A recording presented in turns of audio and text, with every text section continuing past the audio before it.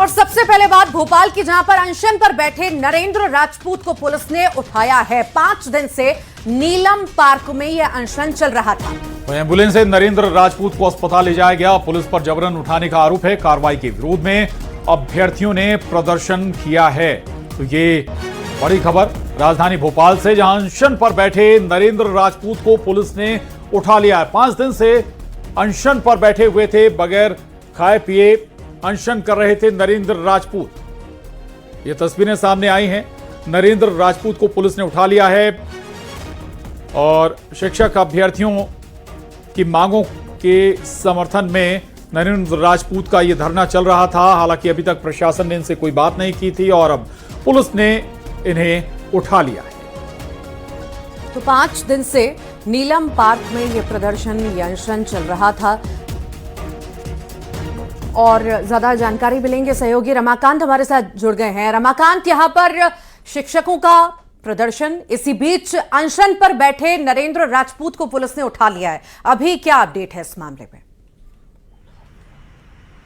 आज ही देखिए, मैं आपको बता दूं कि ये शिक्षक अभ्यर्थी जो वर्ग 2 और वर्ग 3 के हैं, इनका लगातार पदवृद्धि की मांग को लेकर 5 दिन से अनशन पर कर रहे हैं। आज अनशन का 5वां दिन था और पहले ही दिन से नरेंद्र राजपूत जो है वो बगैर पानी पिए ही अनशन पर बैठ गए थे और 5 दिन से जब तक उन्होंने पानी नहीं पिया तो अब उनकी हालत गंभीर होती दिखाई दे रही थी। उनका ऑक्सीजन लेवल कम हो गया था, बॉडी में पानी की कमी हो गई थी और सुबह से लगातार जो है वो पुलिस और अधिकारी उनसे कह रहे थे कि अनशन खत्म कर दीजिए, पानी पी लीजिए, लेकिन उन्होंने पानी पीने से साफ इनकार कर दिया। जिसके बाद अब पुलिस को जबरदस्ती ये कार्रवाई करनी पड़ी कि उनको अनशन स्थल से उठाकर उन्हें अस्पताल में भर्ती कराया गया है। हालांकि उनके जो शिक्षक अभ्यर्थी हैं वो इस चीज़ का विरोध कर रहे थे कि पुलिस उनको जबरन उठा के क्यों ले जा रही है, लेकिन उनकी बिगड़ती हुई हालत को देखते हुए उनको हॉस्पिटल में एडमिट कराया गया है। पुलिस की तरफ से एम्बुलेंस के जरिए उनको अस्पताल पहुंचाया गया है ताकि उनको उचित समय पर इलाज मिल सके और जो भी पानी की कमी बॉडी में हो गई है और ऑक्सीजन लेवल जो गिर गया है उनका,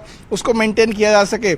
हालांकि नरेंद्र राजपूत साफ तौर पर कह रहे थे कि मैं पानी नहीं पीऊंगा जब तक हमारी मांगें नहीं मानी जाती हैं, हमसे मिलने कोई सक्षम अधिकारी नहीं आते हैं, मंत्री जी स्वयं घटनास्थल पर नहीं आते हैं, तब तक उनका ये अनशन जारी रहेगा। शिक्षक अभ्यर्थी पदवृद्धि की मांग को लेकर लगातार पिछले 5 दिनों से हड़ताल पर बैठे हैं, जिनमें महिला शिक्षक भी शामिल हैं, पुरुष भी शामिल हैं और सभी लोग अपनी मांगें ना माने जाने तक अनशन की चेतावनी भी दे रखे हैं। जी बिल्कुल, स्वास्थ्य के लिहाज से संभव कि नरेंद्र ठाकुर को ले जाना जरूरी हो अस्पताल। दूसरी तरफ ये बताइए कि जो प्रदर्शनकारी हैं वो अभी भी बैठे हुए हैं या क्या उनका अभी कहना है, चूंकि प्रशासन की तरफ से अभी तक किसी ने कोई बातचीत इनसे नहीं की है? जी प्रशांत, मैं आपको बता दूं कि प्रदर्शनकारी लगातार पिछले 5 दिनों से धरने पर बैठे हुए हैं और उनको धरना खत्म करने का कोई इरादा नहीं है। उनका साफ तौर पर यह कहना है कि जब तक प्रशासन से कोई सक्षम अधिकारी या शिक्षा मंत्री उनसे मिलने नहीं आते हैं तब तक उनका अनशन जारी रहेगा।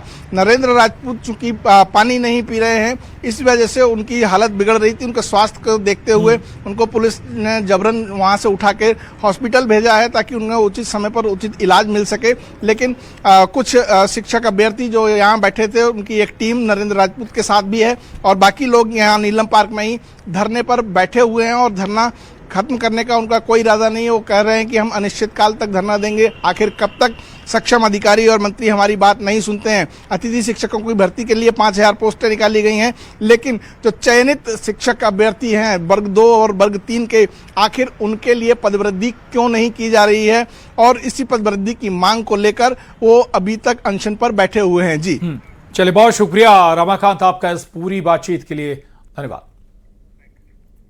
और मध्य प्रदेश के धार जिले में भोजशाला परिसर के पास नमाज पढ़ने को लेकर विवाद गहराता जा रहा है और इसी के विरोध में आज सकल हिंदू समाज के द्वारा धार बंद का ऐलान किया गया था, जिसका असर भी पूरे शहर में व्यापक रूप से देखने को मिला।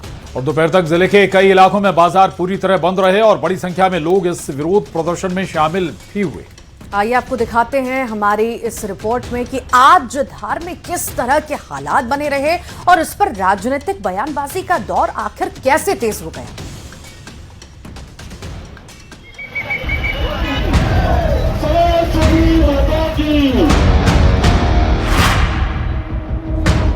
धार बंद के आह्वान के बाद आज सुबह से ही शहर में गहमागहमी का माहौल रहा।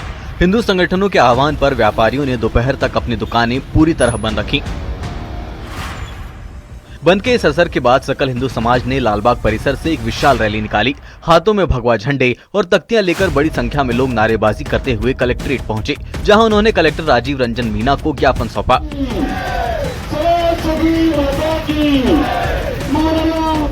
प्रदर्शनकारियों का मुख्य आरोप था कि सुप्रीम कोर्ट के आदेशों का स्थानीय स्तर पर पूरी तरह पालन नहीं कराया जा रहा है, जिससे उनकी धार्मिक भावनाएं आहत हो रही है। मामले की संवेदनशीलता और तनाव की आशंका को देखते हुए प्रशासन ने पहले ही सुरक्षा के कड़े इंतजाम किए थे। लालबाग से लेकर कलेक्ट्रेट तक भारी पुलिस बल तैनात रहा और आला अधिकारी लगातार सुरक्षा व्यवस्था पर कड़ी नजर बनाए रखे। ज्ञापन लेने के बाद कलेक्टर राजीव रंजन मीना ने पूरे मामले में उचित कार्रवाई का आश्वासन दिया है। आज सकल हिंदू समाज के द्वारा ज्ञापन दिया गया है, क्या मामला है? मामला है 596 पे नमाज करवाने का। सुप्रीम कोर्ट का आदेश है प्रशासन को कि 596 पे नमाज कराई जाए। चूँकि 596 पे नमाज ना कराते हुए 612 पे नमाज कराई जा रही है, जो बहुत साल से बिल्कुल सटीक है, लगा हुआ है। तो हमारा सकल हिंदू समाज का कहना है कि 596 पे नमाज कराई जाए, जहाँ सुप्रीम कोर्ट ने कहा है। क्या इसके विरोध में आज क्या क्या किया आपने? धार बंद किया है, पूरा जिला बंद है। सकल हिंदू समाज ने एक ज्ञापन दिया है और उसमें जो गौशाला है उससे संबंधित जो विषय उनको लिखित किया है, क्योंकि ये न्यायालयीन विषय है और अभी सब जुडिस है। तो इस संदर्भ में जो भी वैधानिक तथ्यों को परीक्षण करते हुए संबंध में आगे धार की भोजशाला और नमाज के इस पूरे घटनाक्रम के बीच अब सूबे की सियासत भी गर्मा गई है। कांग्रेस नेता और पूर्व मंत्री पीसी शर्मा ने बयान देते हुए कहा कि सुप्रीम कोर्ट के आदेशों का पूरी तरह पालन होना चाहिए और धर्म तथा इबादत से जुड़े संवेदनशील विषयों पर किसी भी तरह की नकारात्मक बातें नहीं होनी चाहिए। वहीं बीजेपी ने कांग्रेस पर इस संवेदनशील मुद्दे पर राजनीति करने और माहौल बिगाड़ने का गंभीर आरोप लगाया।